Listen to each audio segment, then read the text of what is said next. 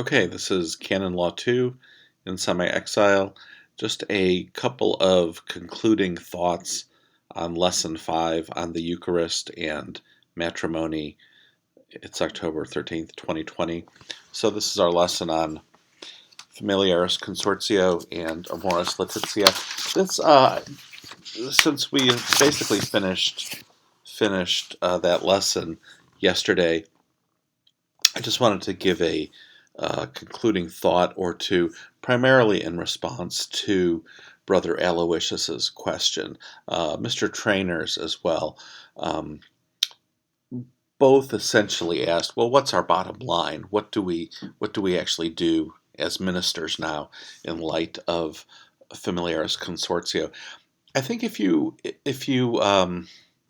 put it that way, basically, what's our bottom line? My response would be that the canon that is most directly responsive to this question is Canon 915, and that's the canon that tells you when you need to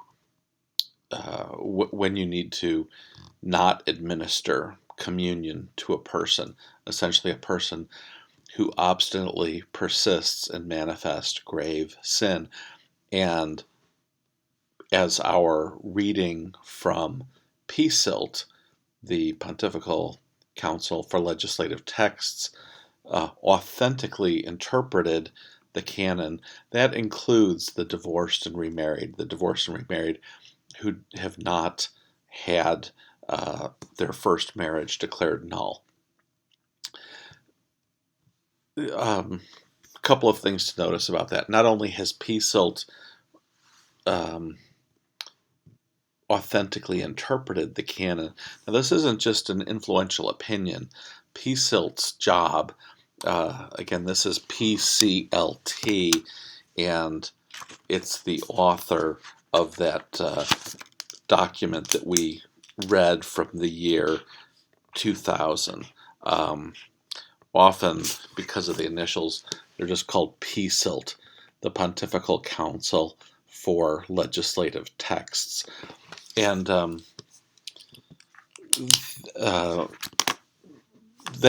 their task is to give authentic interpretations of what universal law means. So when they respond, they're essentially speaking for the Pope. That is, they're the body charged with being able to not just interpret the text, but interpret it authentically to say this is what it means. And they've said, not only do we have the canon 915, but also PSILT has said that this includes the DRM Catholics. In addition, though, that has been declared, as we discussed yesterday, many other times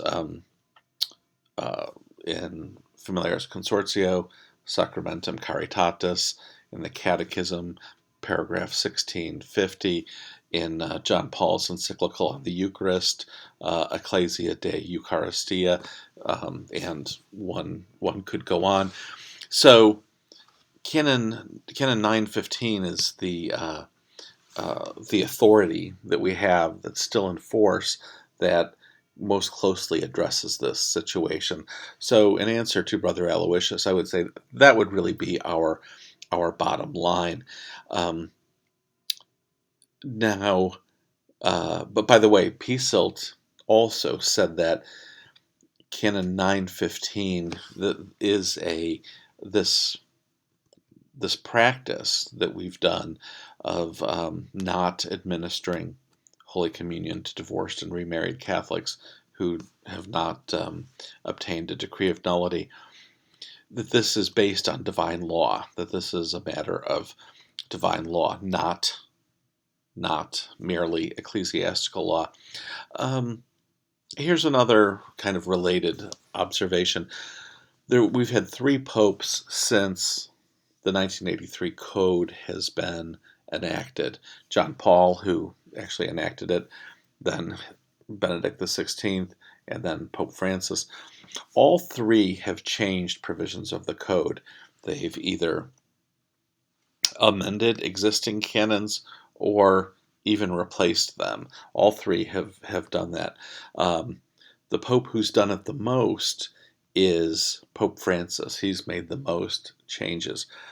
Now, has he changed Canon 915? No, he hasn't. He has not changed it. So if we went and looked back at our yes and no columns that we had on the board yesterday in answer to the question, or in possible response to the question, has this discipline changed? Is Francis meaning to change this discipline to expand reception of communion beyond those recognized in Familiaris Consortio who might receive communion? This would be another thing we could put in the no column. We still have Canon 915 is still in force, and Francis, who has changed other canons, has done nothing to change Canon 915, possibly because, as we said, Piesilt has declared that essentially what Canon 915 provides is a matter of that this is a matter of divine law. Well, does Amoris Laetitia offer a different interpretation of Canon 915? Again, just to be clear, the canon we're talking about 915, Canon 915. Two canons close together, 915 and 916. 916 is about the individual person, saying don't approach communion when you're in a state of serious sin. Canon 915 is focused not on the recipient but on the minister, saying when the minister should decline to administer communion.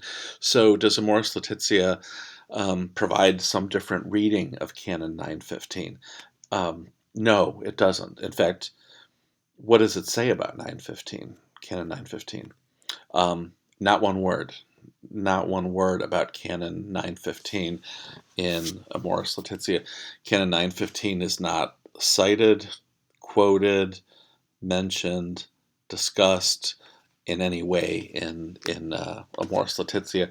So you'll recall yesterday Mr. Caldwell said one of his reasons for adding arguments to the no column was if the Holy Father had meant to inaugurate this significant change, this would have been a strange way to do it, doing it in a short footnote late in a very long document, and not saying it explicitly right out there.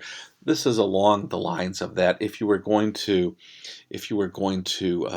change this long-standing procedure, long-standing understanding of Canon 915, again, I think along the lines of Mr. Caldwell's comments, you would probably think that Canon 915 would have to be dealt with, either saying, here's a new interpretation, here, if the Holy Father believes he has authority to do so, is a replacement for Canon 915, or here is a list of reasons why I think Canon 915 has been misinterpreted in the past and now could be interpreted in this other way. Nothing like that, not even a mention of Canon 915. Another reason I think you could add to the no column would be if you look at most of what we read in our class was chapter 8 of Amoris Laetitia, but we also read 2 paragraphs from the beginning, paragraphs 3 and 4. If you wanted, you could read that whole introductory section. It's quite short. It's just 7 paragraphs. And if you read that, it really sounds like Francis is starting a discussion. He just kind of speaks of a discussion. Does not sound like he is purporting to resolve the question, more of a starting a discussion than resolving the question. So again, I think that probably would be another reason that would fall into the no column. We're still left with Mr. Peroni's question, of course. What if this procedure is not being changed, then what is happening with Amoris Laetitia? You had some interesting answers yesterday, and I think those are good ones to think about. And this is something we can continue to think about. But I'll share one with you that came up from a previous year. A previous group of Meinrad students said that perhaps the Pope is not meaning so much to change the sacramental discipline, but to encourage increased understanding and support for Catholics in this position, in the DRM position. So I think that's a good observation. And again, I think this is a subject that is worth thinking about at greater length. Just one last observation. What we normally would look at in more detail, especially if you were going to write about this as a required writing project, would be paragraphs about 300 to 303 of Amoris Laetitia. And those paragraphs talk about the Pope's basically the mitigating factors about is everybody in an irregular situation? Are they in grave sin? What are the mitigating factors? What are the different factual components or factual, I don't know what you'd call it, factual differences between various marriage situations? Are you the abandoned spouse, or are you the one who abandoned your spouse? Are you providing for the children? Anyway, the Pope kind of looks at all of these different possibilities, and he gives several lists, again, just in this range of of paragraphs between about 300 to 303. He gives several lists of things that I think if you were going to interpret Amoris Laetitia as giving a new procedure, you would really have to read very, very, very carefully these paragraphs, 300 to 303. And if you look at them, you see a great number of things that have to be taken into account before you decide whether you can administer communion to the DRM Catholic. I'm not going to go through all of them. Like I say, it's in this section. Mitigating factors having to do with sin are mentioned. Specific factors about the marriage are mentioned. Also, things like affective maturity of the person involved. What is the person's view of the law? I'm just telling you, if you look at all of the factors that would be weighed if you took Amoris Laetitia 300 to 303 seriously, by my count, it would be 20-something factors, so really a lot of factors. So if you do find yourself in a situation where the suggestion is that the Amoris Laetitia did intend to open up the granting of the administration of communion to people beyond what Familiaris Consortio provides, I think you would at the least need to look to authority, your pastor if you're the parochial vicar, or perhaps your bishop or your vicar general if you're the pastor, and saying, well, how do I weigh these factors? We've got maybe 20 some odd factors here. We're going to need some guidance in deciding how to determine where we have a case that would essentially make things different. This is more in response to Mr. Trainer's question, but it is. I think it's worth noting that if you are going to read Amoris Laetitia as opening up communion, you've got all these factors to consider. You would almost certainly need, at least by my reading, quite a bit of guidance as far as which are the most important factors, how do we weigh the inevitable situation where maybe some are satisfied and some are not, that type of thing.